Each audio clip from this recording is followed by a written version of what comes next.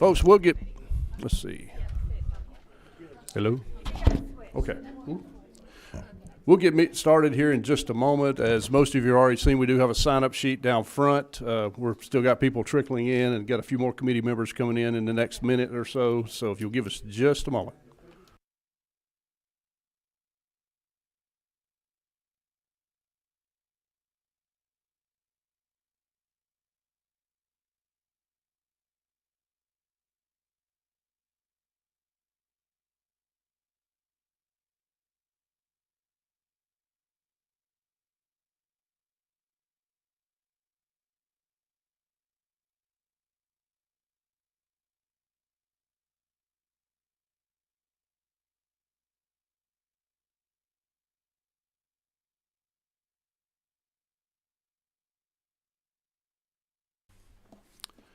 Okay, I'd like to call this meeting of the Governmental Affairs, State and Local Government Subcommittee to order.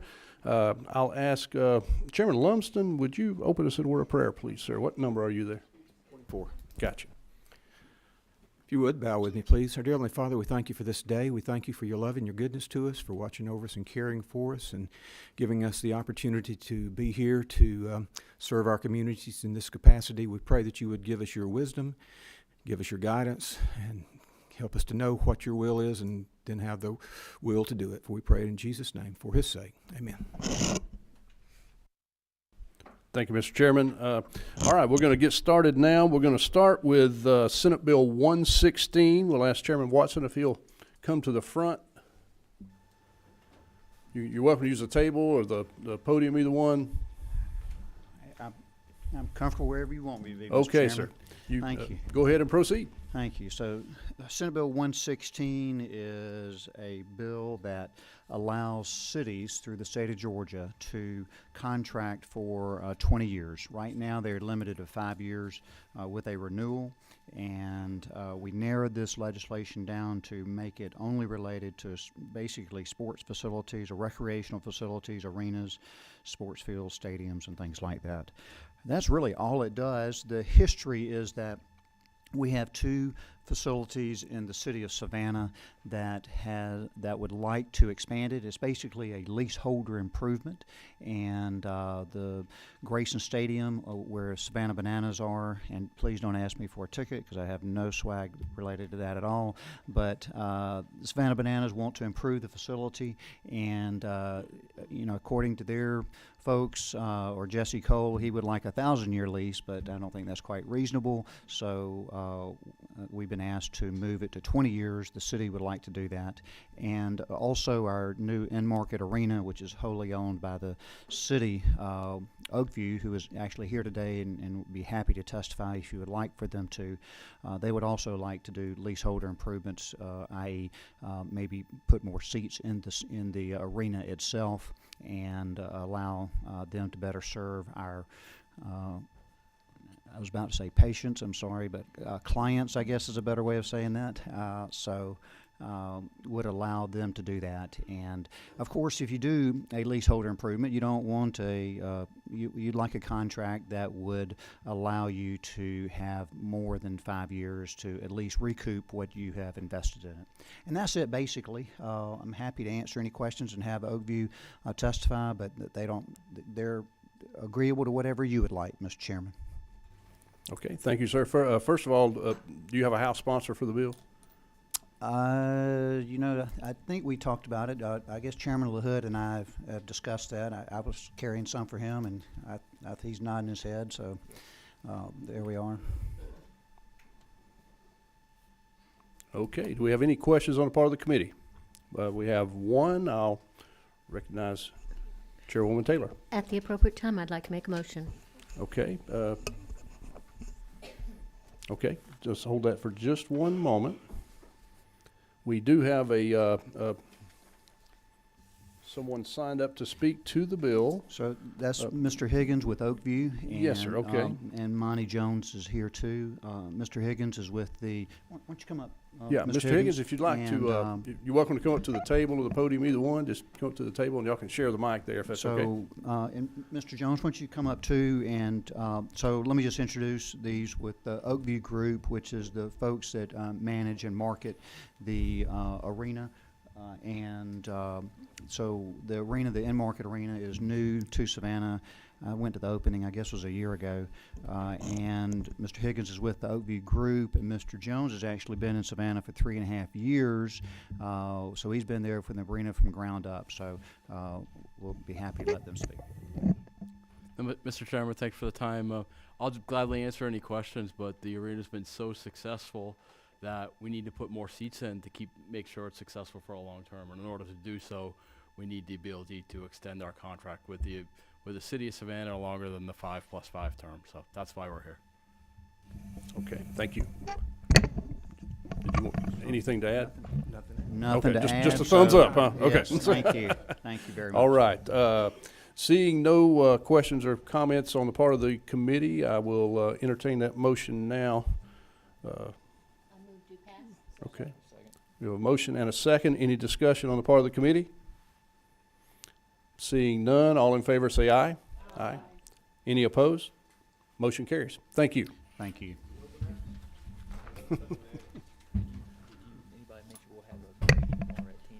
Yeah, that's a good point. I'm sorry. Chairman LaHood just mentioned, just for informational purposes, we will have a full committee meeting tomorrow at 10 o'clock. Is it going to be in this room? I think it's in 406. Okay. Possibly in 406. We'll try to get a notice out on that today. Yes, sir. Thank you. Thank you. It's in 406. In 406, confirmed. All right, next bill we'll hear, we'll ask Senator Dugan if you'll come. Do you want the podium or the? I'd rather do here, Mr. Chairman. If that's Okay. with you. Yes, sir. This is for Senate Bill 136, and do you have a House sponsor for that? Chairman LaHood and I had talked, and I don't know if you've got one, but I have a backup if you don't. Yeah, I'll take your suggestion. This would be, I think, Representative New has shown Okay. interest in it, and it would be a good practice for her to take a bill Since across she's and over. new, yes. Since she is Excellent, new. yes, okay. So a lot of times you hear what this bill basically does is, this is not what this bill basically does. What this bill does is two things. It puts the term workforce housing into code. We use that a lot, but it actually puts it into code. And it allows municipalities, it just allows municipalities to waive impact fees for developments for workforce housing. Okay, thank you. We do have a question, number 10, Representative Anulowicz. Thank you for bringing this, Senator. And I'm glad we're getting the term into the code. Do we have a definition for workforce housing? We do. Okay. It is basically based off the median income of an area. Perfect. So there's not one per state, and it's 60% to 120% of that median income. And you know that it's. Because that is a big range. Yes, Yeah. and it's, those that are making too much for what would be assisted, but not enough that can often meet some of the prices in those areas. Right. For example, a policeman who works in the city of Smyrna and might want to live there too. Well, policemen would be a good example. Yeah. Firemen, teachers, Teacher, nurses, healthcare yeah. workers, everything like that. Thank you. Okay, do we have any other questions on the part of the committee? And Mr. Chairman, there is somebody on that list to speak, We have two. and if you're going to pass this thing, I think he's good. But Okay, we have one additional question. Mr. Chairman Leverett. Thank you, Mr. Chairman. Thank you, Senator, for bringing the bill. To Representative Nulowitz's question, is the workforce housing definition elsewhere? I didn't see it in is it no, elsewhere in code? that is the definition of workforce housing. I mean, so, no, it is not elsewhere in this bill. It refers back to, it's like in. Is it in code somewhere? Is it a? Yeah, affordable housing, has a term that applies. Okay, This is just, now there's another category of workforce housing. okay. So that definition appears elsewhere in Yes. code? Yes. Okay, thank you. Okay, any other questions for the presenter? Okay, we do have a couple of signups. We'll give them the option Okay. to speak or not to the bill. First one we have on the list is Mr. Brad Mock. Am I okay right here, Mr. Chairman? You sure may, yes, sir. Well, thank you for giving me the opportunity. I appreciate the work this committee has done to move the needle on workforce housing. We support the senator's bill. We've worked with the city of Atlanta on some items very similar, and I think the questions and answers y'all have given cover it very well. So we appreciate your support for this bill. Thank you, sir. Any questions? Okay, we have one other speaker signed up from the city of Atlanta, Mr. Josh Humphreys. Do we want to continue with that? I'm kind of hearing a motion for a due pass on my left here. Okay, he waves. Josh All is right. a smart man. Okay, we have a motion due pass. Do we have a second? We have a second. Any discussion? Seeing none, all in favor say aye. Aye. Any opposed? Motion carries. It'll move to the full committee tomorrow. Thank you, Mr. Chairman. Thank you, Committee sir. members. Okay, and at this time, I'll ask Senator Still if you would come to the front. Senator Still is first going to present on behalf of Chairman Albers, Senate Bill 3, I believe. Yes, sir. And you may proceed at your pleasure. Thank you, Mr. Chairman. Hello, committee. Senator Albers sends his regrets. He is tied up in a committee meeting just as y'all are right now, so he asked me to please present this. Senate Bill 3, version LC 442220S. This is it's a very simple bill. It requires the Department of Admin Services to assess the educational requirements for jobs that need a bachelor's degree. At a time where we're talking about workforce development and a great need to be able to get more people into the workforce and to try to eliminate barriers of entry, this bill would allow us to identify jobs that a bachelor's degree may not necessarily be required, and so it just opens up more opportunities to get people employed. And in summary, that's all it does, sir. Okay, do you know if Senator Albers has a House sponsor for this bill? He does. It's Representative Scott Hilton. Okay. All right, any questions for the presenter on the part of the committee? All right, seeing none, we do have, nope, nobody signed up to speak to this. I'll entertain a motion. Make a motion. Okay, we have a motion and a second to do pass, I'm assuming. Any discussion? Seeing none, all in favor say aye. Aye. Any opposed? Guess I'm tight. Okay, I don't think, that was, okay, thank you. Thank you for clarifying that. All right, that if you'll please inform Chairman Albers that has passed and will be called up in full committee tomorrow Thank you, Mr. at Chairman. 10 o'clock. And we'll proceed with the last bill on our agenda, Senator Still, Senate Bill 145. And I'll ask first, do you have a sponsor on this one? I do, sir. Representative Gullett. Okay, proceed. Senate Bill 145 is the Landscape Equipment and Agricultural Fairness Act, or LEAF Act. And it has been surrounded with a little bit of misunderstanding, ranging from decibels to horsepower, from run times to explosive lithium-ion batteries. One consistent misunderstanding is the difference between electric and gas-powered blowers. Aside from true landscape professionals, it can be hard to tell the difference between the various types of what are sometimes referred to as devil's hair dryers on the market today. Most critics assume that blowers made today remain unchanged and continue to quote data that is 10 plus years old. Based on the many emails we've probably all received about this over the past several weeks, one would think that folks were living in hurricane force winds on a daily basis. And I'll offer this might be a slight exaggeration. The reality is that gas-powered blowers made today are vastly different. One example is the STI-HL, pronounced steel, not still, no relation to me, BR500, which features a low-emission engine and a muffler blower tube that only produces 65 decibels. And according to the CDC, so our very own CDC, these are a few everyday items, and these are their decibel ratings for contrast. A refrigerator, 40 decibels. A washing machine or a dishwasher, depending on the run cycle, could be between 50 and 70 decibels. City traffic while you're in your car, 80 decibels. An older model gas-powered leaf blower, 70 to 75 decibels, but remember the new ones are coming in the mid-60s. A motorcycle, 95 decibels. A car horn at 16 feet is 100 decibels. Within the stadium, when the Georgia Bulldogs won their national championship, it was well over 100 decibels. A police and fire siren is at 120 decibels. What I'm saying is a lot of folks can't tell the difference between electric and gas blowers because of the sounds that they make. But if you've ever used both types, you'll know that the average run time of an electric blower is only 18 minutes. For a gas power blower, it's at least an hour before you have to refuel. And fortunately, the industry is evolving heavily with this. Electric units don't meet the horsepower demands, don't meet the runtime demands, but we know that this is catching up. So I'm going to start by telling you what this bill does not do. It does not prevent campuses, such as schools, hospitals, and corporate centers, from banning gas blowers. It does not prevent HOA neighborhoods from banning the units. It does not address noise or decibel ratings. It doesn't clarify that.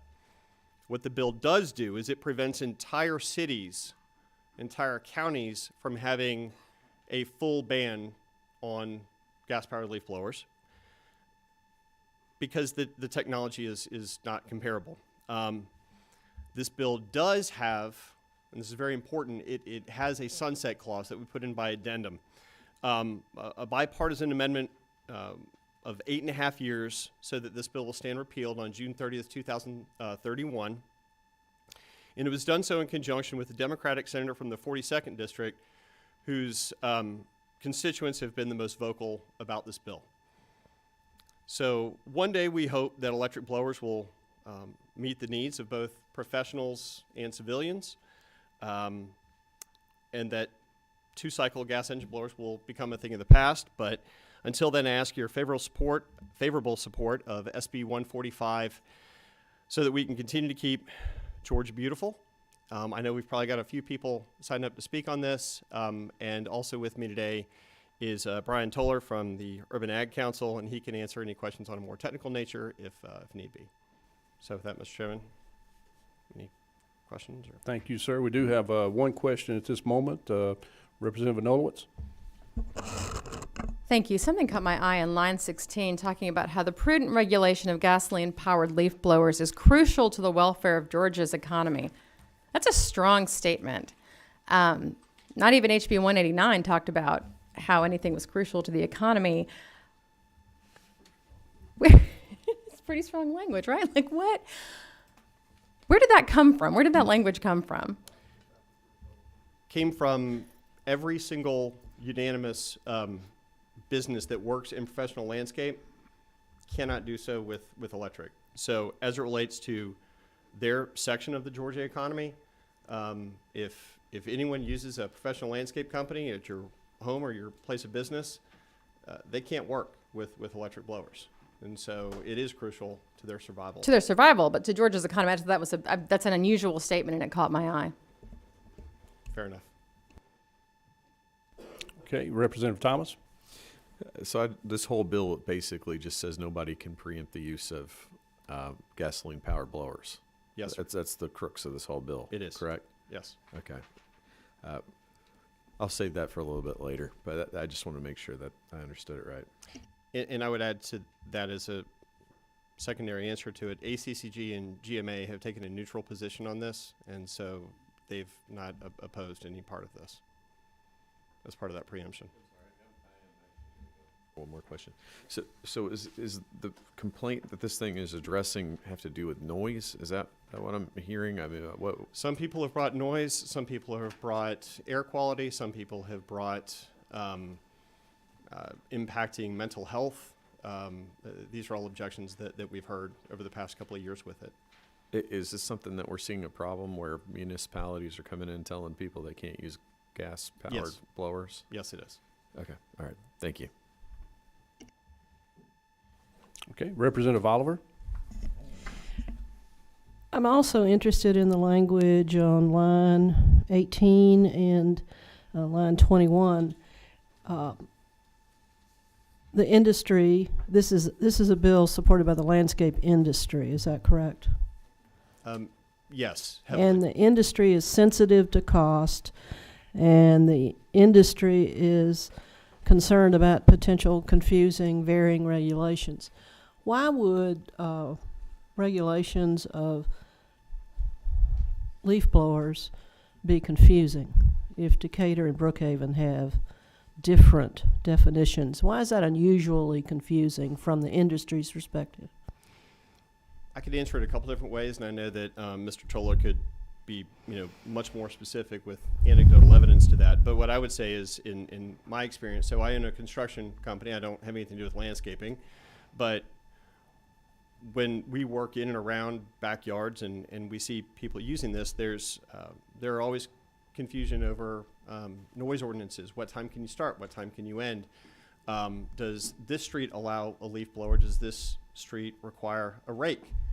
And I don't know if you've ever dragged a metal rake across concrete, but that sound is far more ear-piercing than a leaf blower can be.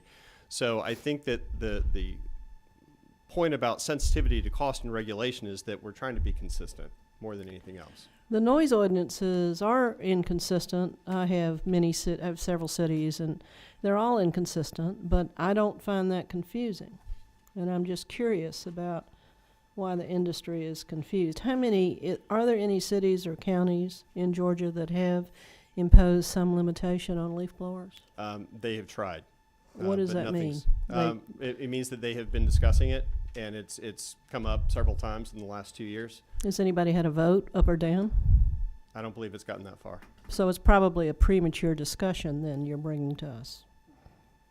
I wouldn't say it's a premature discussion. I would say that we're being preemptive with it, but premature, I'm not sure if I would use that word to describe it. Urban farming is a big growth industry, the agricultural industry.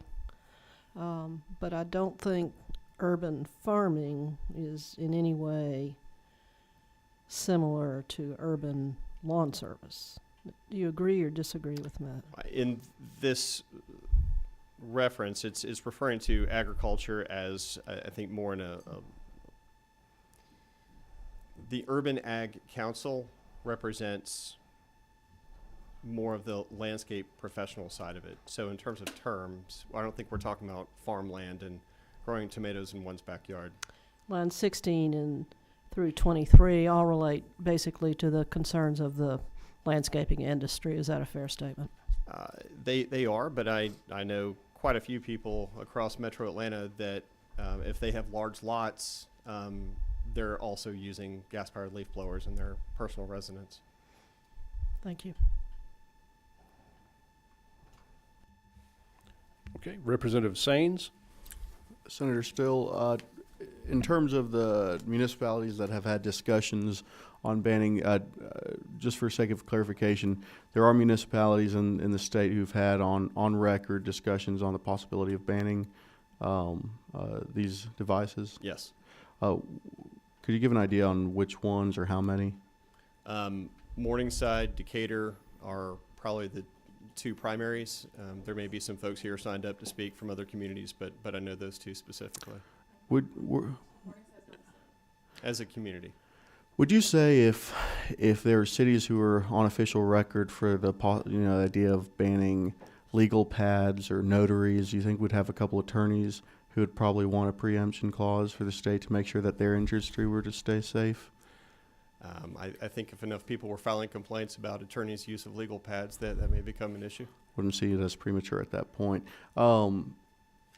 Thank you. Okay, thank you, Representative Saines. Representative Leverett. Thank you, Mr. Chairman. And to Chairman Saines's question, yes, and I will personally see that you pay for that if you try to regulate that.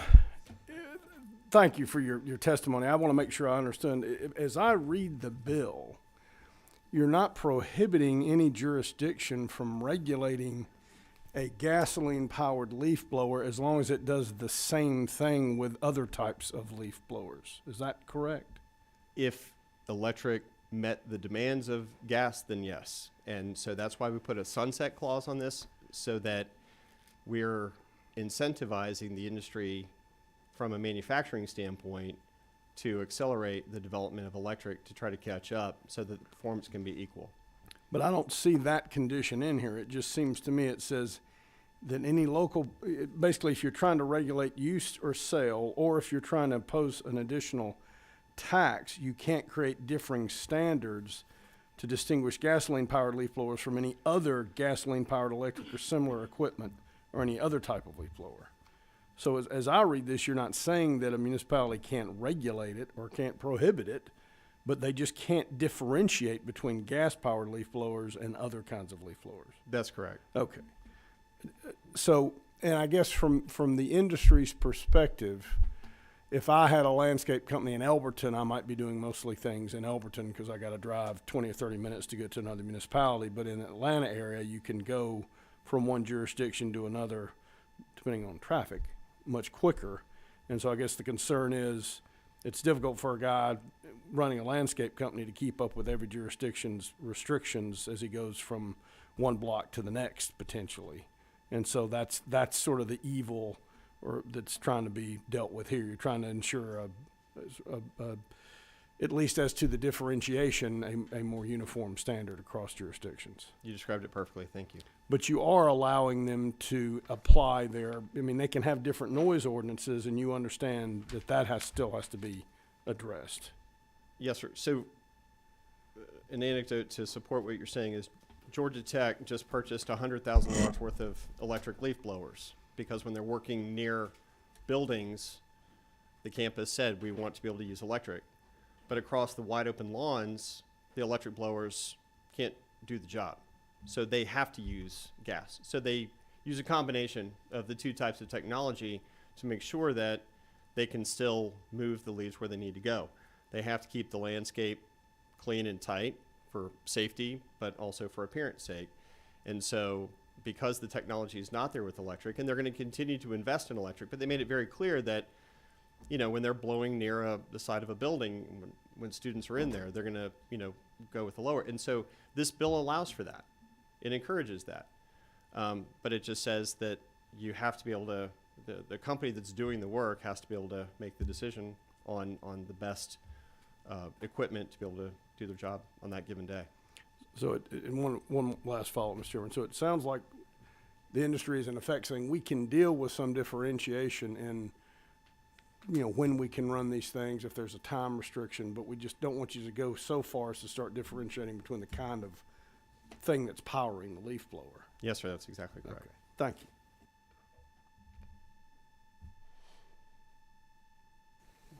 Thank you, Chairman Leverett. And next, be Chairman Collins.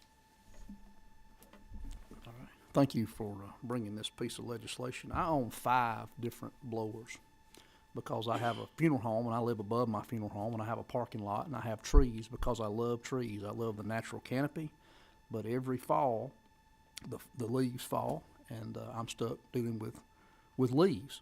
I have some electric blowers, and I have battery blowers, and I have some electric blowers also, and gas.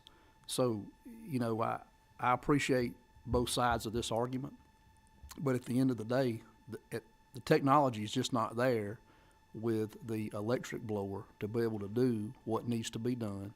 The gas blower is always there in the garage. You can crank it up, use it for hours at a time.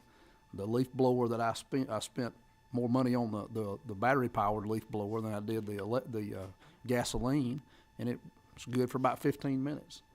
The conversation about the confusion, I think a lot of that comes into play with a mulcher. I have a mulcher that can mulch the leaves, and I can remove the attachment, and I can use that as a blower. Well, it has a 10 horsepower Briggs & Stratton on it, and you don't think of it as being a leaf blower. You think of it being a mulcher, but it's louder than any backpack gas blower that I have because it's a 10 horsepower on 2 wheels. So there is a lot of places for confusion for landscape companies in the definition of what a gas blower is. So I can appreciate the fact that some of that's is an issue with our landscape companies, but I like to keep my landscaping looking good. It's something that adds to the curb appeal and the safety is a number one priority in the fall when you get wet leaves on your property and you got people coming in and out. You have exposure there for liability, and the electric blower just won't do it. And I want to be a good steward of the environment. Again, I love my trees, but when it comes time to deal with those leaves, you got to have the power of the gas to get the job done. And I appreciate this legislation. Thank you. Thank you, sir. Thank you, Chairman. Representative Nolowitz. Thank you. I do want to mention this also because this perked my ears up when you're talking about the different decibel levels. You mentioned motorcycles, cars, and I don't agree. Motorcycles are very loud, but when a motorcycle is passing my house, I'm only dealing with that noise for a matter of a second or two. Like you said yourself, a gas leaf blower, that can be a sustained noise for up to an hour. Always when I'm about to start a Zoom meeting, but it is. They last a lot longer. So I don't know. I appreciate having the comparable decibel levels, but I also think it is important to point out that, again, a motorcycle is more of an ephemeral bit of noise going by my house, and a leaf blower, if my neighbor is using that for an hour when I'm on a Zoom meeting, is not an ephemeral. It's much more of a static kind of noise. And I would add to that if they were using an electric blower, it would be almost the same decibel rating, and this is just to make sure that we're not differentiating between the two. Where are these ratings? Where are you getting these decibel ratings? The CDC. The CDC? Yes. Okay, thank you. Okay, Chairman Lumsden. Yes, to some extent, what Chairman Collins was talking about, but we're talking about decibel levels here and noise levels. What about the lawnmower? What type of decibel level does it produce? Depending on the size of the mower, it could be anywhere from 70 to 90. Much louder than what is produced by the electric leaf blower. Significantly, yes, sir. And in general, the lawnmower is probably going to run for a longer period of time than the leaf blowers do. Is that not true? It will, and it's a much larger, engine and a slower engine too. So with each pass, you're going to be able to move leaves much faster than cut each blade. Right. Okay. I'm just confused as to why we're having this discussion. Okay, thank you. Chairman Powell. Thank you, Senator. And I listened to this presentation with a lot of interest. And first, I want to say how warm it makes my heart feel that the holy ground of home rule has been bypassed on this, that they understand that it's not an issue to them, because a lot of these cities and counties don't want to get embroiled in this, because it starts at the point of tinkering with a lack of common sense. In this society we live in, people like to keep their yards clean, they like to keep their sidewalks clean, they like to do all these things. Now, anybody that has ever bought a weed eater knows that even though this new day of the electric weed eaters and the electric blowers and this type of stuff, they don't do the job that needs to be done. And you've got the commercial activities, but we're not just talking about commercial, we're also talking about citizens that are trying to keep their yards clean, their neighborhoods clean, and that type of things. And I want to applaud you for bringing this, but the local government, sometimes there's an overreach. They get petitioned by certain citizens that they don't like to hear the sharp noise and all. But, this is another case of the lack of common sense in some things. It's something like this that we have to preempt. My question to you would be on the grandfather provisions of this. What was the reason for that, and why do we need a grandfather provision in here? Because, these electric implements may not be, gas implements may not be around with the moving tide going to electricity, which I think will reverse itself at some point because of the efficiency part of this. But what was the purpose of putting the sunset provision? Honestly, sir, it was an attempt to work in a bipartisan effort with senators that represented districts that had folks that lived in older communities that maybe don't have HOAs, where homes are very tightly spaced with one another. And so if a neighbor is using a blower to clean their yard, but the neighbor next door chooses to use a rake, that it's not going to prevent that neighbor from still being able to use a blower to expeditiously get the leaves out of his yard. And so if an HOA passes a neighborhood-wide decision on that, then this bill allows them to make that decision. But if they live in an unincorporated neighborhood, that it wouldn't have them locked down on it. And so in working with the landscape industry and talking to my senators across the aisle, we came up with a time frame of 8.5 years that is working towards a goal of helping all the manufacturers catch up and giving everyone time to plan on adjusting and being able to move towards electric, and hope that we've achieved that goal to retire 2-cycle gas blowers. So, of course, I'm a believer that the free market's going to determine whether these, the current type of gas-operated implements, whether they stay or go. But my first thought would be that maybe we should strike this sunset so we don't have to deal with this issue again in any time in the near future, and then let the free market prevail. I would defer to the chairman's judgment on that. I guess what I'm asking is, would it create a storm if we struck the sunset?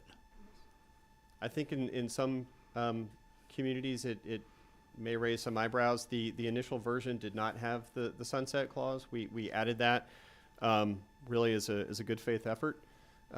The industry has asked for 15 years to plan to catch up. The senator from the 42nd asked for 2, and so as a matter of compromise, we settled on 8.5. So that's how we came to that. There was actually a lot of discussion. It was not an arbitrary date to stick out there, but there was a lot of thought that went into it. But I would be happy in either direction, sir. Or to even extend maybe the sunset to 12 years. I'm thinking about at my age how long it'll be before I'd never have to use one again. And the hearing won't be a problem at that stage. Thank you, Mr. Chairman. Thank you. Representative Saines. Thank you. Senator, another question, reviewing the letter of support from the Ag Council noting the the Georgia Chamber of Commerce supporters and the Georgia Hispanic Chamber of Commerce support. Would it be fair to say, I was looking at the statistic in terms of, you mentioned that this would be a restriction on this would be an incredible burden to landscapers if possibly a ability not to operate in a given municipality. Given that 20% of landscape owners are Hispanic or Latino, would you say that this would be targeting a restriction would be targeting minority small business owners' ability to operate in given areas? I don't know that it would be specific to Hispanics per se, but it would certainly because Hispanics do tend to gravitate towards that type of outdoor landscape work. I have several friends who are business owners that are Hispanic and do that. But I think it would just be an across-the-board burden to all that are doing that. And that's why the Hispanic Chamber supported it, because so many of their members are in the landscape industry, and they all see this as being incredibly burdensome for them to be able to continue to do their jobs. Thank you. Thank you. I'll recognize Representative Oliver. Before I do that, just in reference to what Chairman Saines just said, my admin just texted me a picture of a letter from the Georgia Chamber and supporting the bill, just for clarification on that. Representative Oliver. Thank you. I'm looking at line 32, the sentence that says, "Nothing in this subsection shall apply to the use of gasoline-powered leaf blowers on property owned by a county or municipality." I'm a little confused. Was that sentence entered based on negotiation of the bill to create a status of neutrality by the Georgia Municipal Association and the Georgia County Commission Association? In other words, where they got something in here where nothing would apply to their gas blowers if when this language was entered? They didn't add that in there specifically. I think that just came from Ledge Council. So I mean, it came from you? Yeah, you mean it came from you, not Ledge Council. Did you have any discussions with them about their opposition or support for this bill? Only that they were neutral. And was that before or after this sentence that it wasn't going to apply to them came in? Before. Thank you. Thank you. Any other questions on the part of the committee? Okay. Okay, yeah, we'll have some. We do have several people signed up to speak. If we can, we'll try to limit these to 3 minutes apiece, and we'll speak from the podium if that's okay. We'll get that mic going now. First on the list is Veronica Maldonado Torres. Good afternoon, committee members. My name is Veronica Maldonado Torres, President and CEO of the Georgia Hispanic Chamber of Commerce. On behalf of over 1,000 members of the Hispanic business community through our chamber that we represent, we're in support of Senate Bill 145.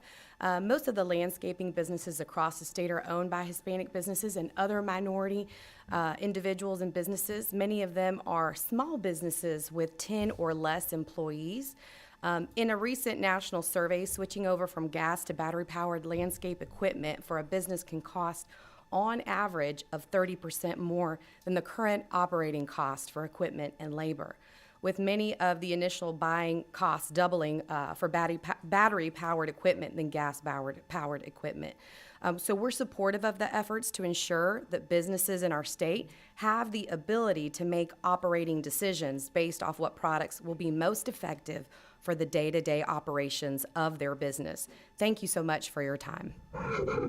Thank you. Any questions for the presenter? Thank you. Next on the list is Ms. Deborah Swan.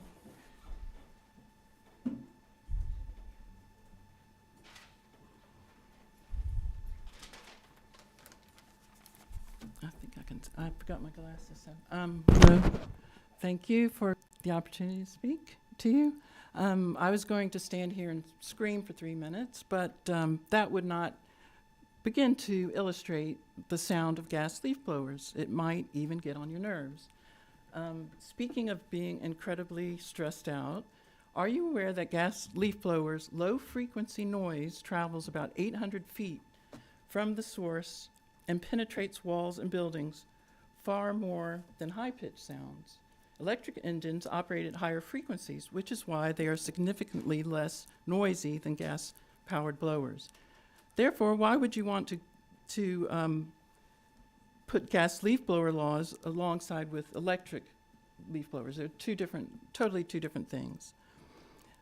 Not only are gas leaf blowers' noise extremely annoying, but is also a health risk.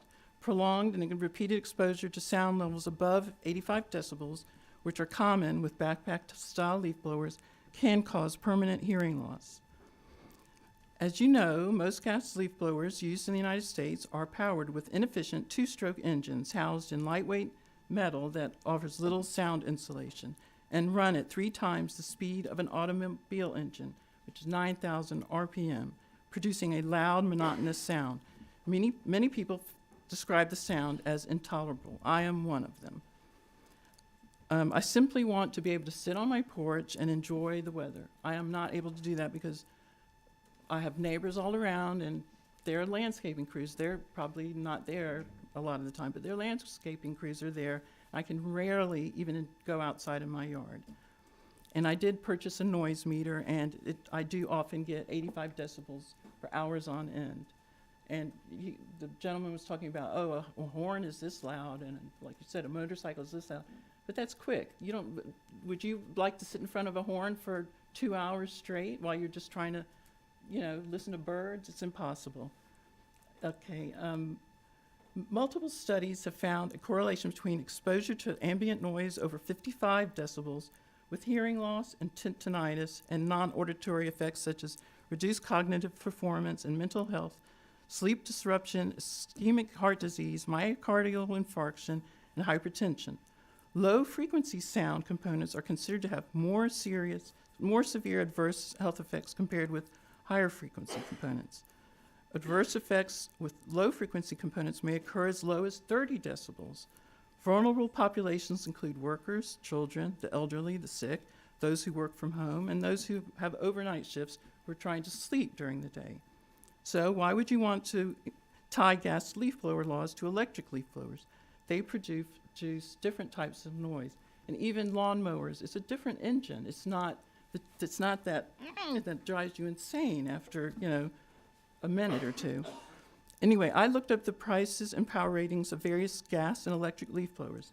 The Ego LB7654 is a cordless handheld leaf blower which costs about $300. It delivers 765 CFM, cubic feet per minute, at 200 miles per hour, which is more than enough to blast wet or dry leaves off a lawn.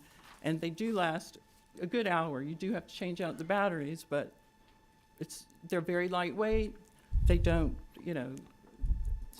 they are powerful enough. Ms. Swan, we have exceeded the 3 minutes, but I'll let you go ahead and if you All could right, just I'm almost wrap up. finished. Yes, ma'am. Okay, let me just say this, not to mention the emissions from gas leaf blowers, which include high levels of benzene, butadiene, formaldehyde, and fine particulates, all of which are known carcinogens and cause respiratory and cardiovascular. And I often see workers, if you're so worried about your workers, then why aren't they all wearing masks? And they're being exposed to extreme levels of these carcinogens, and there's no question about it. Often they do have hearing things on, but I've seen them even without that. They're probably deaf already. So I just wanted to say that gas leaf blowers are totally different than electric. There are new electric models. If you go to leafblowerguide.com, there's hundreds of them with huge power, depending on how much you want to pay, and a few $100s is not asking too much. So I just ask you to please have some compassion for people that this does really affect. Thank you very much. Thank you. Next, we have Miss Vicki Mann. Good afternoon. Can you guys hear me? Thanks for having this open session. Just a couple of comments. And when we're talking about leaf blower noise, we're not talking about 15 minutes, 30 minutes, or an hour. We're talking about leaf blowers in my neighborhood that goes on for 3 or 4 hours. Because what happens is some of my neighbors will, and I love my neighbor, don't get me wrong, I just hate their leaf blowers, but they'll use the same landscaper for 4 or 5 houses. So when that truck shows up, and it can be on a Saturday morning at 8 o'clock, that leaf blower, because they go from house to house, they don't run one leaf blower, they'll run 2 to 3, will go on for at least 3 to 4 hours. If it comes during the week, I work from home, I'm on Zoom calls. My income depends on me being able to hold presentations and lead conference calls. There's no way I can do that with leaf blowers outside. For all the people who think, oh, it's just for 5 or 10 minutes, none of us would be here. I wouldn't be wasting my time, and I certainly wouldn't be wasting you guys' time on something that is just very small. We're talking about significant impact for people who work from home, who sleep. Think about the night worker who's trying to sleep during the day, parents trying to homeschool their children. So that's one point. And then, when Senator Steele was talking about the decibels from the CDC, and I'll echo what a couple people have said, all the ones that he called out are all things that 7 or 8 of them I control when I listen to them. If it's from washer and dryer and all those things. He mentioned the stadium. I don't have to go to a football stadium to listen to 110 decibels.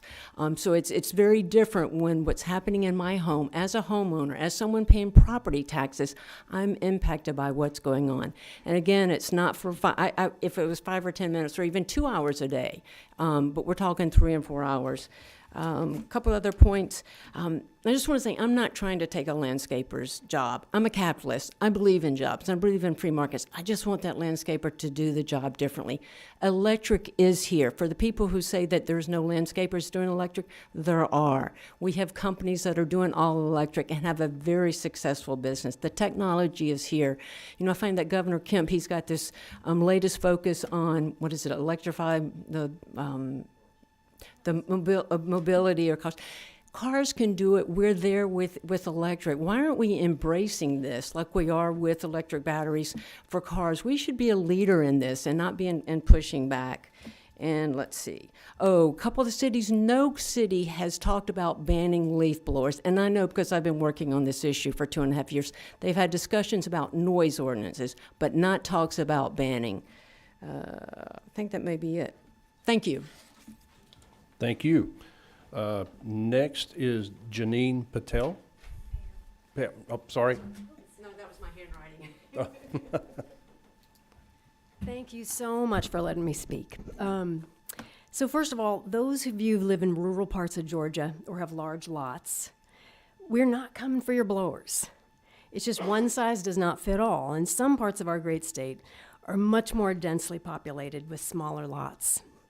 So bill has been presented sort of simplistically, so I just want to give some context to some issues. And anything I'm going to say, I can back it up with NIOSH reports, CDC, and the EPA, and subject experts. So I want to say, again, decibels, they're not all the same. And the CDC guide that Senator Still was using was a very simplistic one. It doesn't tell the whole story. So the two-stroke glass blowers emit a low-frequency sound wave. These waves are longer, and that's why they go through walls, glass, and cement. They use these types of sound waves to disperse birds from from fields and crowds. So it's like, when a car is next to you and all the windows are up, and you can hear the music so loud, you can feel the vibration. Those are the low-frequency waves. The high-frequency waves from electric blowers are short, they bounce off surfaces, they drop into ambient sound at much shorter distances. When a mosquito comes right in your ear and it's loud, and then a couple inches away, you can't hear it at all. That is the electric blower, that's how they work. So the sound energy and footprint of a two-stroke blower at the very same decibel, it's going to be louder than the electric blower. Now, the free market actually, I don't think, will be protecting us. So here's a parallel example. Living with gas blowers in dense urban areas is like you're on an airplane with smokers who light up whenever they want. They might be lighting up next to us, a few aisles back, first class, or the bathroom. No one was ever going to stop smoking on airplanes on their own to protect anyone from their secondhand smoke. The industry countered this by saying smokers would just be more polite in the future. So smoking on airplanes had to be regulated. Cigarettes themselves were not banned. You're still free to smoke in other environments where it is appropriate. So I want to say the demand for electric. There is a huge demand for lawn care services who use electric blowers where I live. People in my community are very aware of the noise and the nuisance that the gas blowers are causing, and they'd be thrilled to have landscapers blow less and use electric blowers. So out of all the landscapers I've talked to, there's no one has given me any evidence of anyone losing a job or going out of business. People are always going to want their lawns taken care of. No, they don't. It doesn't really matter how it gets done. This legislation, I want to say, is to protect one piece of landscaping equipment, the gas blower. And what's wrong with this story? There's a reason for that. There's a problem here. So companies that have already transitioned have thriving businesses. So these, one size doesn't fit all. These powerful two-stroke machines, they're designed for tackling large properties. As it says in their manuals, they're too aggressive for the job on small city properties, especially when the norm is to use 2 or 3 at a time. I had a manufacturing company for 25 years. And we dealt with decibels and protecting employees from chemicals and stuff. So I can't stand a too aggressive tool for the job. It's my pet peeve about tools. If we could, ma'am, Okay. we're over the 3 minutes. So Yes. thank you. Okay. So I want to say noise ordinances. I'm on one. You can't control the noise using a noise ordinance. There's it's unenforceable code, and most places don't even have daytime ones. So what are you going to have your policemen come out and measure decibels? They'll be on to the next lawn. It just doesn't work for. So HOAs, condos, townhomes, and these ideas that's some way that we're getting to ban them, that doesn't help these small, dense communities. Nuisance. There are laws that protect me from having my neighbor gather the water and funnel it onto my property. So this noise issue is a nuisance. And I just want to say, the bans that have happened for different reasons. California banned gas leaf blowers because of the pollution. Germany for the insect population dropping. In Georgia, this is a noise issue in dense, small, older communities. If we can, in the interest of everyone else, if you can just Yes. wrap us up in the next 5-10 seconds, please. Okay. So there are no bans on the horizon in Georgia. If a ban means that, Athens, decided to put money aside for their, their own properties, that's not a ban. That commissioner who was talking about regulations has since left. So We need to allow the cities and counties the ability to implement common sense regulations appropriate for the different areas and types of properties in the state of Georgia. We ask that just thank you for listening. I'm done. Thank you. All right, next on the sign-up sheet is Mr. Ben Terry.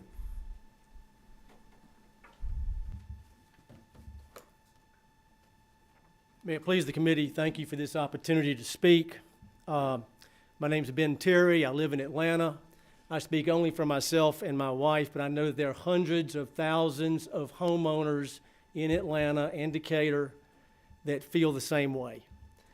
My wife and I moved back in town when our baby left for college. We were going to move here back in town and retire. And quite honestly, my retirement and our life in Atlanta is being ruined by the gas leaf blowers. We live in Morningside. The lots are 50 feet wide.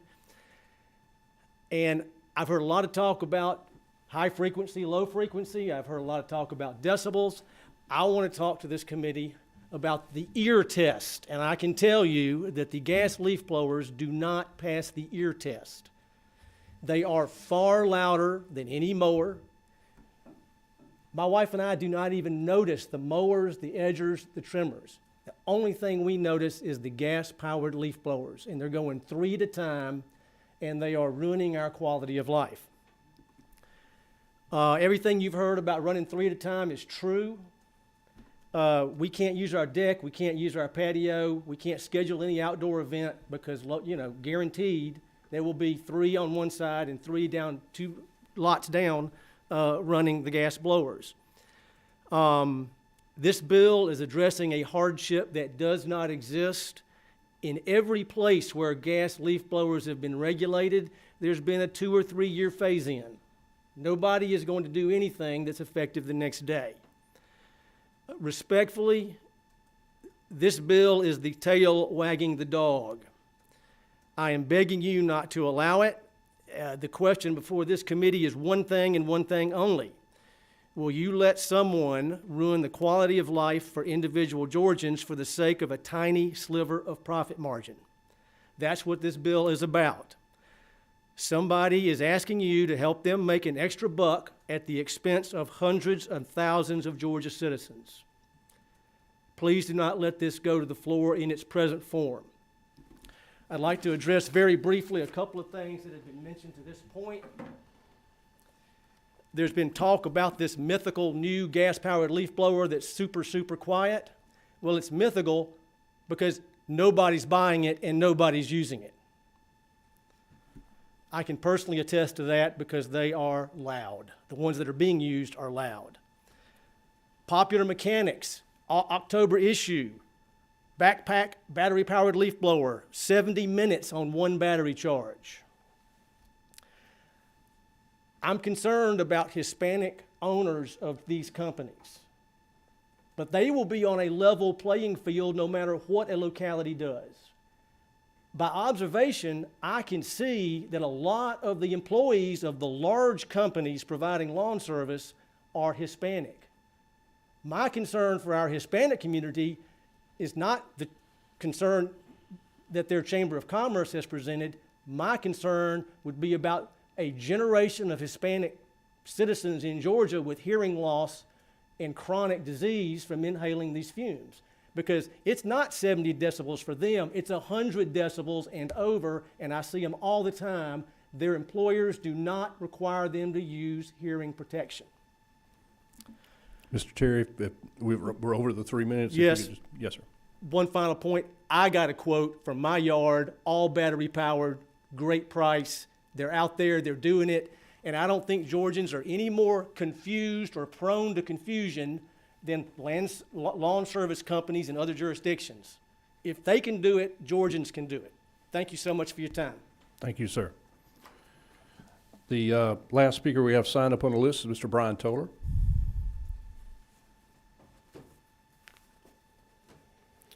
Well, thank you, Mr. Chairman, and thank you for hearing this bill. I'm Brian Toller. I represent the Georgia Urban Ag Council.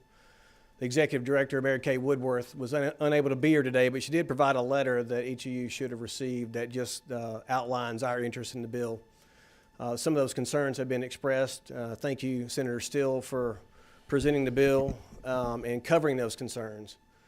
But also that list of a diverse group of businesses that are in support of the bill.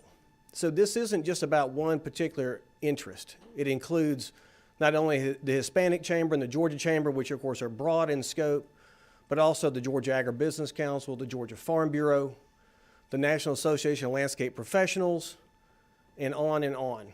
I'll even throw in the Structural Pest Control Association, because they use gas-powered equipment for their services as well. It's a diverse group. It's important to cover the points and the questions that were asked today, and I'll try to do that very briefly. First off, the issue of why do we need preemption? I believe Representative Oliver had asked that question. We do not have a city in Georgia or a county that has proceeded to put such an ordinance in effect. You're exactly correct. What we have is businesses that are concerned about what they're seeing in other states. 19 states have at least one city or county that have put restrictions in place for gasoline-powered leaf blowers. Washington, D.C., a total ban. So it's not about does it happen.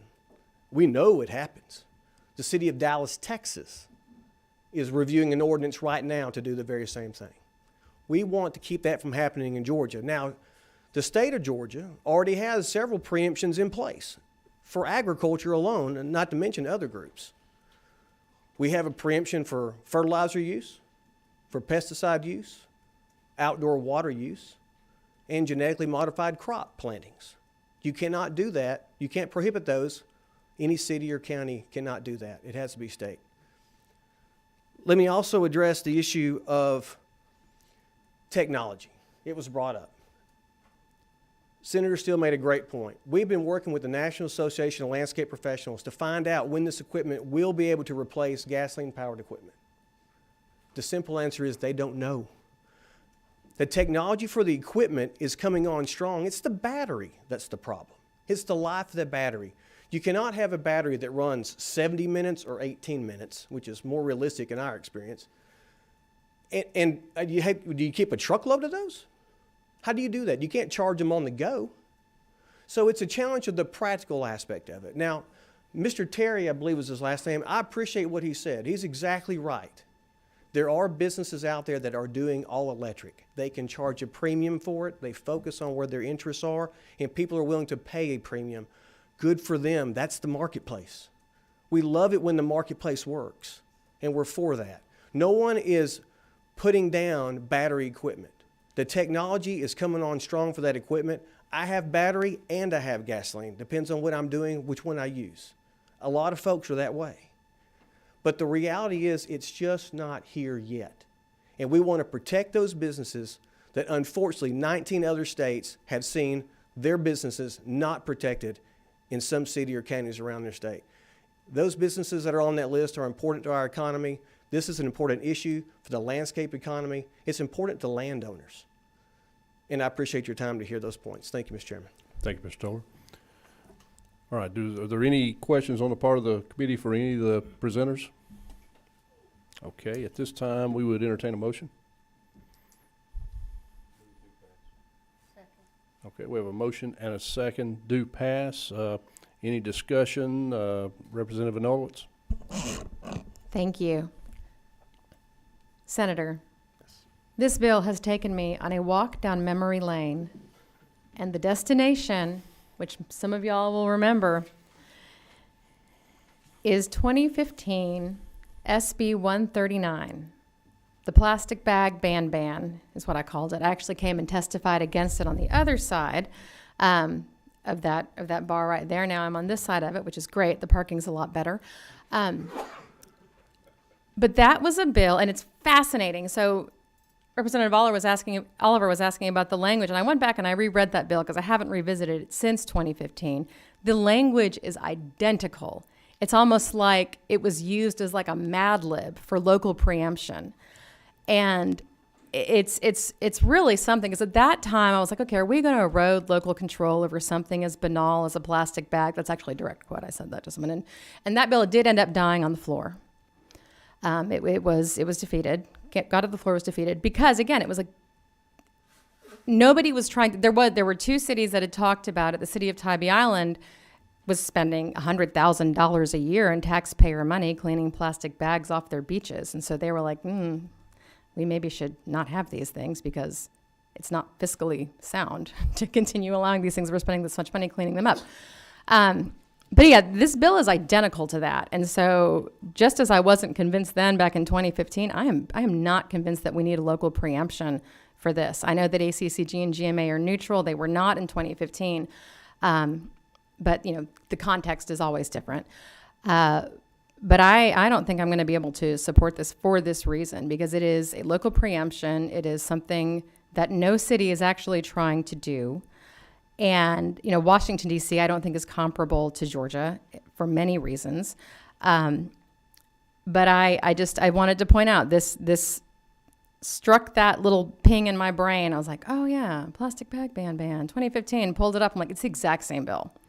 I appreciate what you're trying to do. And it's also the exact same bill with talking about prudent regulation is crucial to the welfare and you know, how we're sensitive to the cost. I mean, it's the exact same bill. But I appreciate what y'all are doing. I appreciate the testimony that we've heard today. But just based on the local preemption aspect of this, it's going to be very hard for me to support this. Understood. Thank you.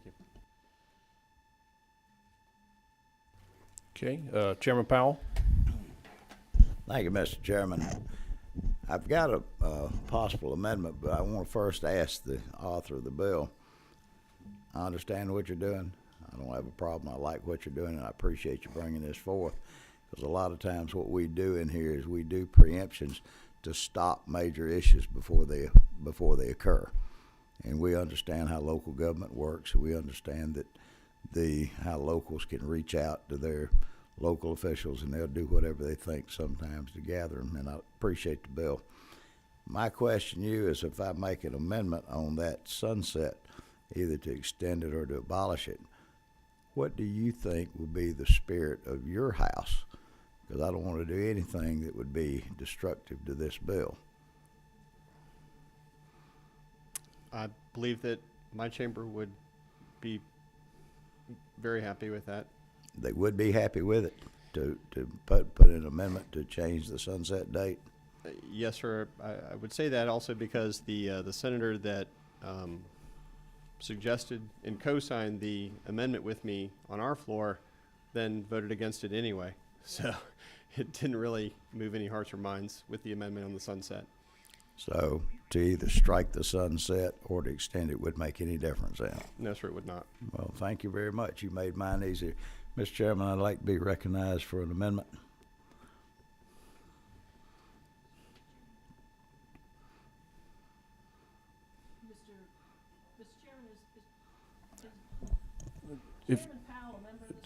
If we can have just one moment, we're having just a brief sidebar right here. You just asked me. Yep. Ask the chairman.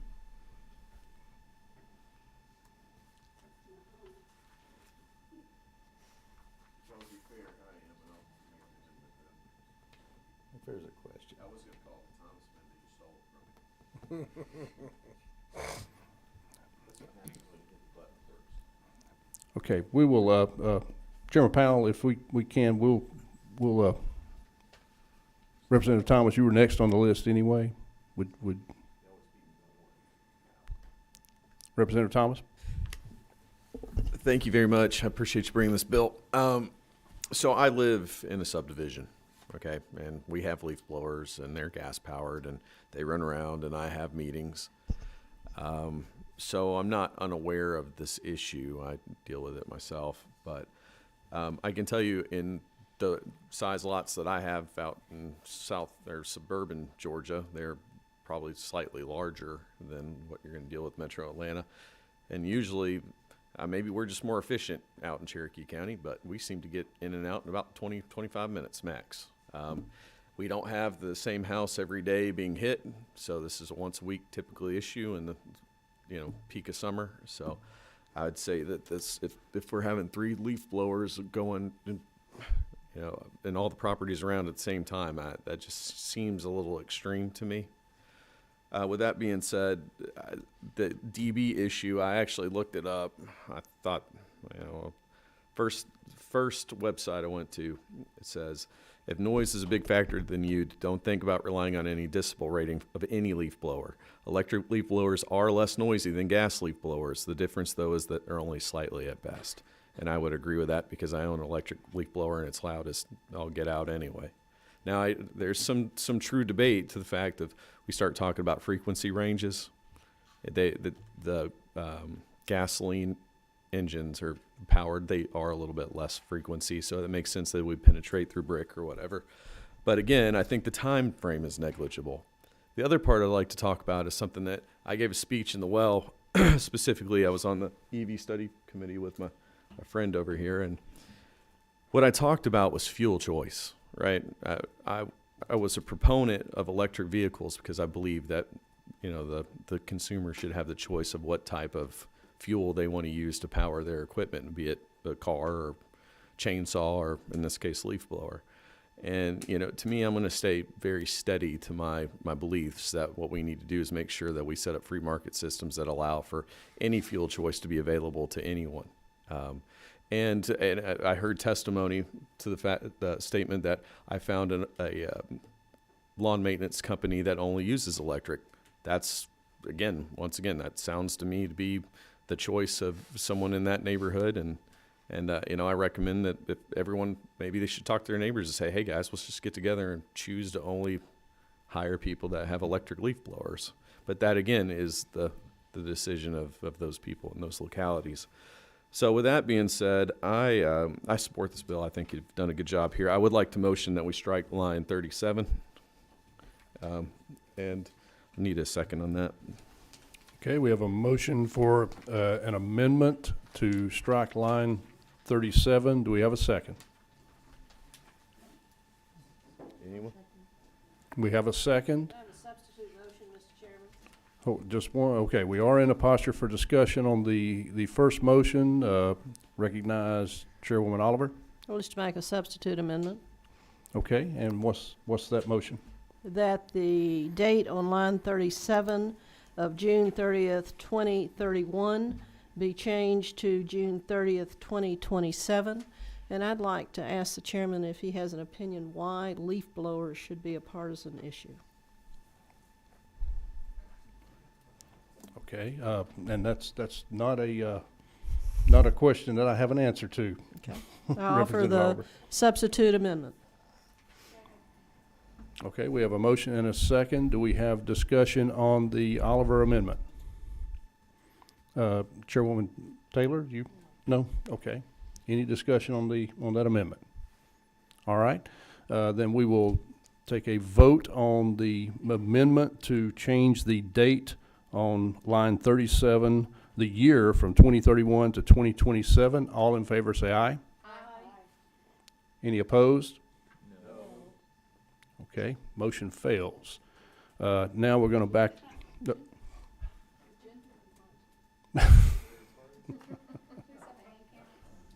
Sure, we can do a hand count on that.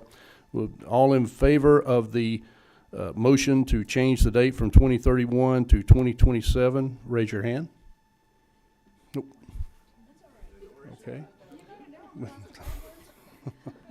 Okay, we have 3. All opposed, please raise your hand. I'm sorry, but everyone who is voting is on the committee.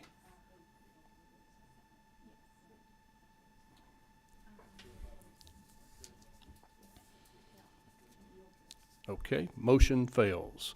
Now we're going to go back to any further discussion on the Thomas amendment to strike line 37.